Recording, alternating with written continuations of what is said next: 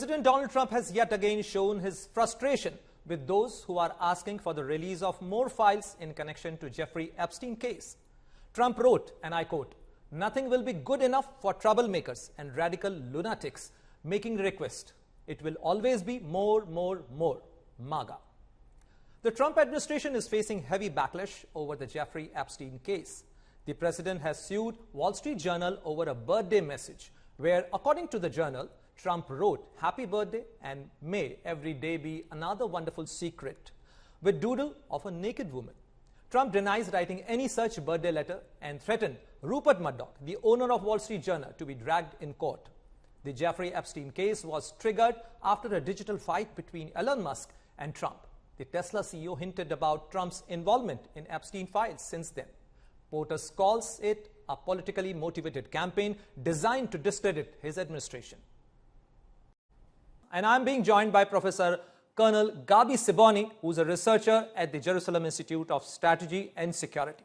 Professor Siboni, Israeli tanks have just rolled into Deir al-Bala for the first time, which seems totally at the odds with what Prime Minister Benjamin Netanyahu is talking about, building a humanitarian city in Gaza, and what President Donald Trump also intends to make Gaza in some kind of a Rivera.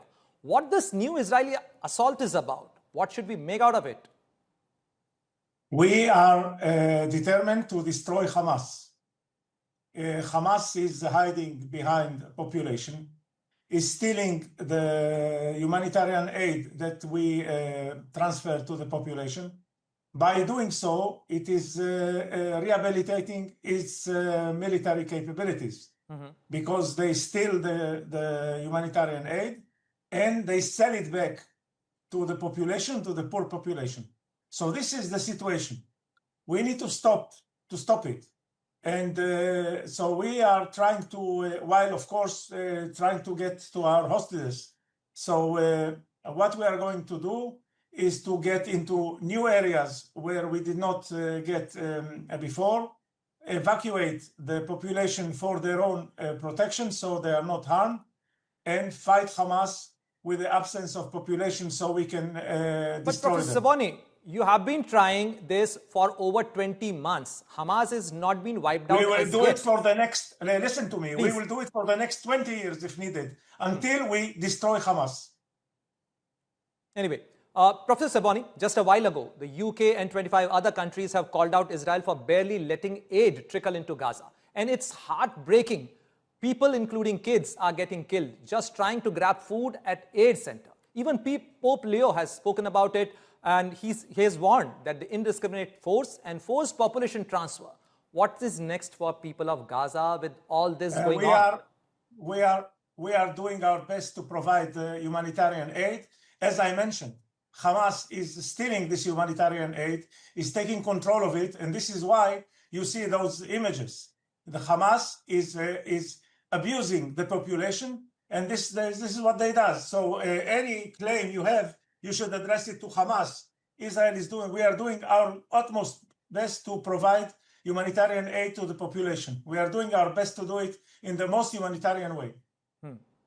Professor Siboni, you are saying that you are letting the humanitarian aid go. However, the United Nations agencies, UNRWA and other countries are also accusing Israel for not letting the humanitarian aid go into Gaza. So what this impasse is about? What is the solution? Well, I suggest you pick your sources better, because we know that UN is biased completely. We know that UNRWA was not only supporting Hamas, but participated, UNRWA employees participated in the massacre of the 7th of October. UNRWA facilities have been used for digging underground tunnels. UNRWA facilities have been used to launch rockets. So UN is completely biased, and we should pick our sources better. We know exactly what we do, and we are acting in the most humanitarian way according to the humanitarian international law. Professor Siboni, the impasse or the standoff remains. You are accusing United Nations or United Nations agencies on the other side. Sorry, I don't need to accuse. There are facts. I don't accuse anyone. There are facts. Seeing, I'm surprised you did not see them. UNRWA employees with UNRWA uniform taking bodies of Israeli kidnapped bodies and they put him on a UNRWA vehicle. So I suggest you pick your sources and understand what's going on and not quote, this propaganda that is being spread all over. Definitely, Professor Siboni, we get sources on either side. We get reports from either side. So, but my question is that when do you think we might see a peace finally coming back to Gaza? Because ultimately, Israel also wants a solution. So let me complete my question, Professor Siboni. Any chance of a breakthrough in talks between Hamas and Israel? Because there are some back-channel talks. And is there a hope for resolving this hostage crisis anytime soon? There is one condition for us Israelis to make sure that Hamas is destroyed. Hamas are the new Nazis. The same way we did not get in terms with the Nazis in Europe. We did not get in terms. We did not seek peace until they were destroyed. So first we destroy Hamas, and then we seek peace. Thank you very much, Professor Siboni, for sharing your views. But I think the question remains here that what is the end game? What is the end solution to this problem? Because the world is waiting for this war to end. Moving on to another big story, a surprise meeting in Moscow and a message to West. Russian President Vladimir Putin and Iran's top advisor Ali Larijani have held secretive talks behind Kremlin doors. At the heart of it, nuclear cooperation and defiance of sanctions. As tensions rise, this rare huddle could mark a new chapter, an emerging axis of resistance. Let's have a look at this report. A shadowy meeting. Two sanctioned regimes. One high-stakes agenda. In a surprise diplomatic twist, Russian President Vladimir Putin held an unannounced high-level meeting with Iran's top advisor Ali Larijani. And Tehran's nuclear program was front and center.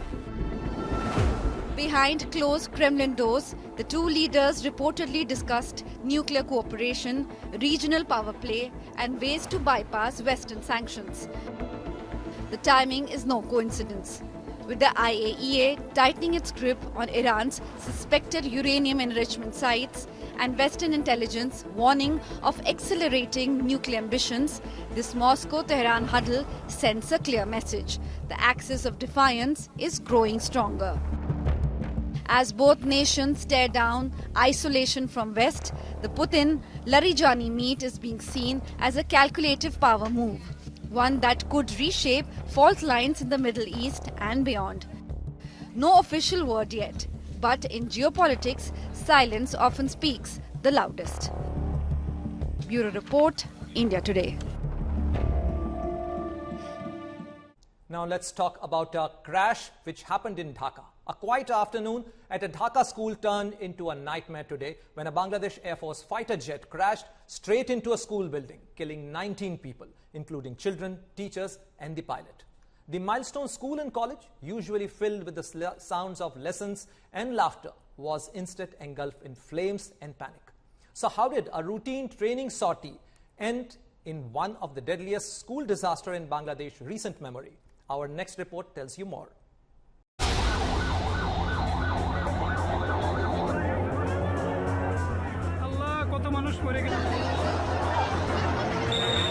Tragedy struck the heart of Bangladesh's capital Dhaka on Monday, July 21st, when a fighter jet crashed into a school building.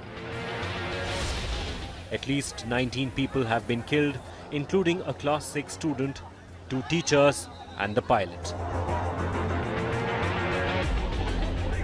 The incident occurred at the Milestone School and College in Uttara, sending shock waves across the country.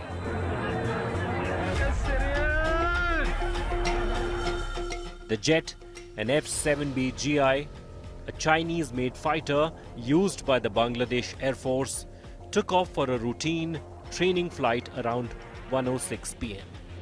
Just 10 minutes later, it slammed into the school campus, erupting in a fiery explosion. Classrooms were full. Students were either taking exams or attending regular lessons. When I was picking my kids and went to the gate, I realized something came from behind. Then I heard an explosion. When I looked back, I only saw fire and smoke. Then I just rushed my kids on an auto rickshaw and saw fire and smoke again. There were many guardians and kids here. 16 students were among the dead and over 100 others are injured. Some critically. Doctors at Dhaka's Burn Institute say at least 8 victims are fighting for their lives. Emergency responders rushed in to douse the flames and rescue the wounded. One haunting image shows a jet engine buried in rubble, where a classroom once stood. Another, a man bloodied and barely conscious, being led away from the wreckage. Interim leader Muhammad Yunus called the tragedy a moment of profound pain for the nation and expressed deep sorrow for the lives lost. His office has issued emergency helplines for families. As Bangladesh mourns its dead and the investigation begins, serious questions are being raised. Not just about training protocols, but about the aircraft itself. Was this Chinese-made fighter jet simply unfit to fly in the first place? And will Dhaka raise this issue with Beijing? Bureau Report, India Today. Now moving on, let's talk about the happy return of British stealth fighter. For over a month, it sat still. A $110 million British stealth jet marooned in Kerala, drawing curiosity, memes and even questions in the UK Parliament. But the wait is finally over. After 5 long weeks on Indian soil, the F-35B has returned home. Here's the story of the fighter jet that refused to leave. For 5 long weeks, it did not move. A $110 million British stealth fighter jet stranded on Indian soil, soaked by monsoon rains, shrouded in silence, and fueling global curiosity. Now the wait is over. The F-35B, one of the world's most advanced combat jets, is finally set to take off from Thiruvananthapuram airport on Tuesday morning. The aircraft was diverted to Kerala on June 14th after hitting bad weather over the Indian Ocean. But a technical failure left it grounded. Even engineers from the Royal Navy's HMS Prince of Wales could not fix it at first. As the jet sat motionless on the tarmac, images went viral. Memes flooded the internet, joking it had fallen in love with God's own country.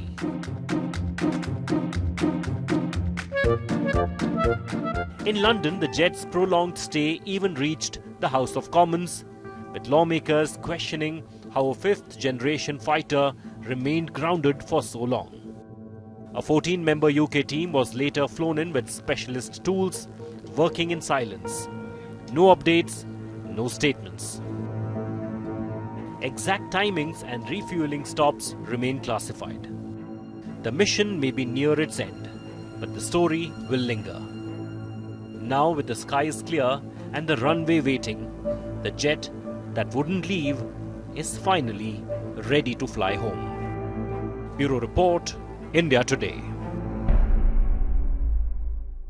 Korea's Lee Jae-myung administration has come up with a consumer coupon plan. The government is aiming to provide about 150,000 won, nearly about $108, to all South Koreans. It aims at boosting domestic spending and reviving the sluggish economy. While foreign nationals are largely excluded, exceptions are made for permanent residents. Married immigrants and recognized refugees are long, as they are registered on South Korean resident registration system and subscribe to the national health insurance.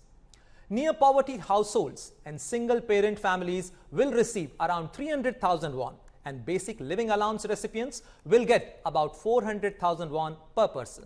However, there are concerns that the coupon program could add strain to the government's fiscal health, which has already been put to the test. And now, have a look at the top global stories with World at a Glance.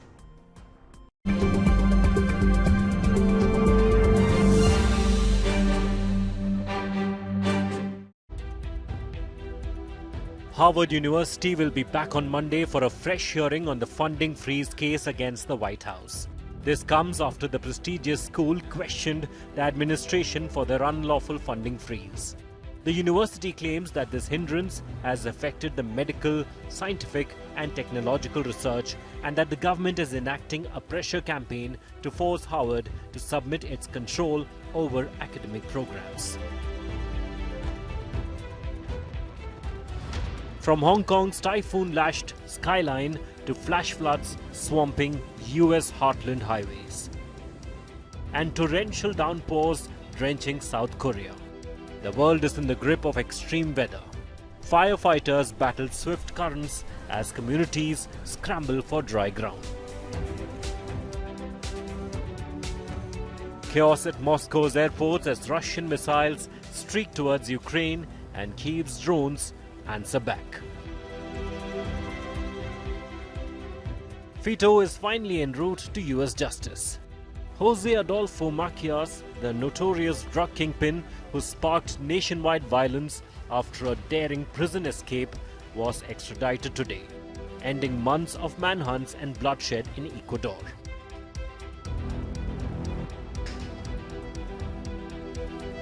In Tokyo, the Prime Minister vows to stay in power despite his coalition losing its upper house majority. With his grip slipping after last year's lower house defeat, the embattled leader insists he'll serve out his term and fight for his agenda.